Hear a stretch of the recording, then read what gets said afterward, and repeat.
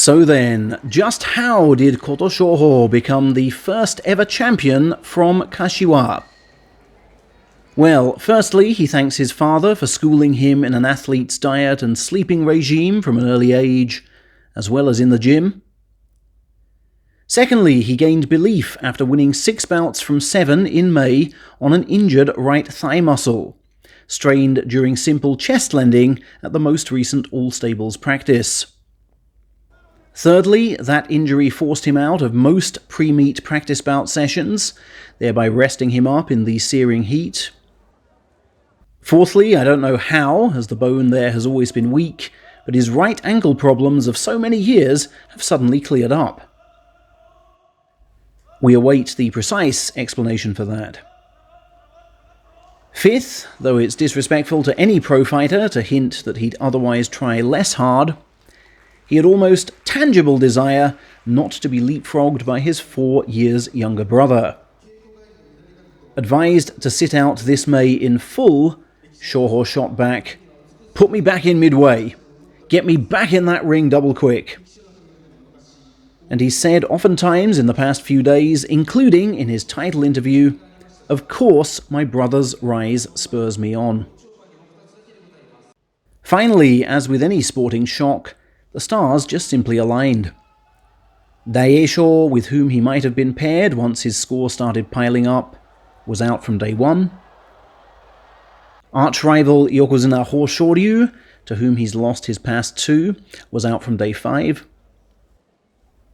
Oho, his other arch-rival and constant source of torment, was absent from his fight card this time.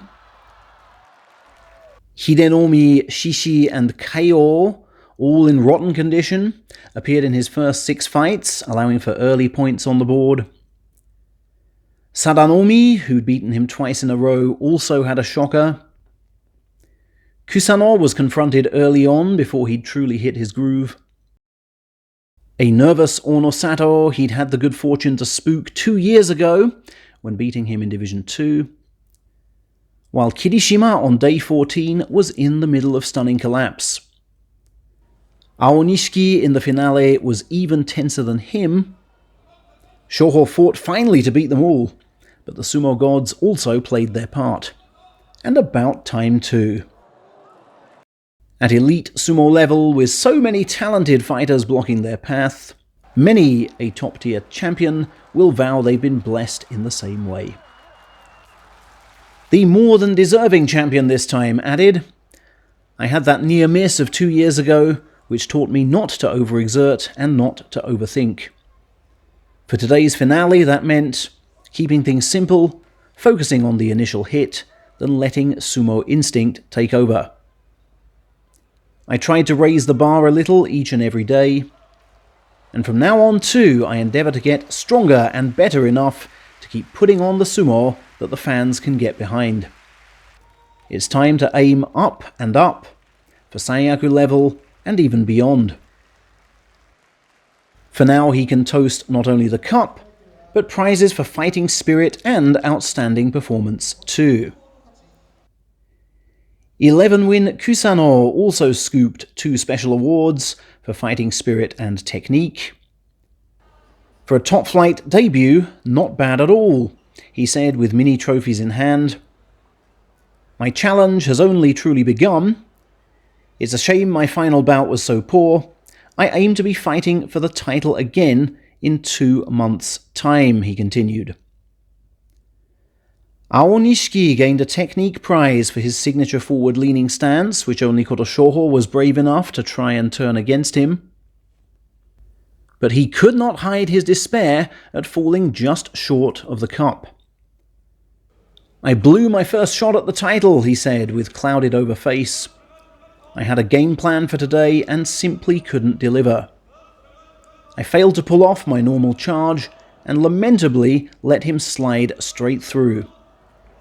But my real sumo career starts now, and I'll be sure to use this experience going forward." His sumo coaches back in Ukraine applaud the speed of his progress and have tipped him for titles and yokozuna. Tamawashi for beating Onosato and posting a jaw-dropping score, overtook Kyokutenho for the title of oldest special prize winner, as well as became the oldest participant in the Seiyaku synchronized foot stamp, which preludes the final 3 bouts. "I kind of wanted to go for the cup," said the fighter of 40 years and 8 months, but it was still a fun-packed 15 days. And half his age Fujinokawa, just like Kusano, netted a prize on Top Flight debut. "I was more fired up than usual today," he said of his win over Ichi Yamamoto, so alarmed by his run of closing defeats that he jokingly asked for press pack advice. "I'm bouncing with these 10 wins," Fujinokawa continued, "and to get a prize at the first attempt was beyond expectations." A rapid success has also been delivered by Mita, who took the second-tier honours in just his second meet there. "Having broken my finger in May and had an operation, I felt that 8 wins would do me just fine," he said of his pre-tournament thoughts. "I can't believe the title is mine," was his instant reaction. It's only his 6th professional meet. Meanwhile, Wakatakakage's last gasp win to take his total to 10 makes him official Ozeki contender in the upcoming meet. It seems, though, he was rather hoping to seal the deal this time. "Though it feels much better to finish with 10 instead of 9 wins, I'm not satisfied with this," he said. "I'm actually disappointed. But anyway, time to get body and mind fighting fit for the big push next time." And Ono Sato has described his first Yokozuna meet, in which he conceded an historic 4 gold stars, as full of firsts and uncharted terrain. He's glad the whole thing is over, and has pledged to put things right in September. Finally, as for injury news, a 12th day match with Asakoryu gave Tobizaru a partial elbow dislocation and damaged elbow MCL, in addition to longer-term osteoarthritis. His master claims he will miss the first stage of the August tour. Takerufuji, meanwhile, did indeed tear his right bicep tendon in the day 6 bout with Sadanomi, and is signed off until September the 1st. His master Isegahama says it's a good chance to work on some much-needed lower body strength. And Hoshoryu is keen to link up with the tour just a few days late on August the 7th, if his current recovery plan works.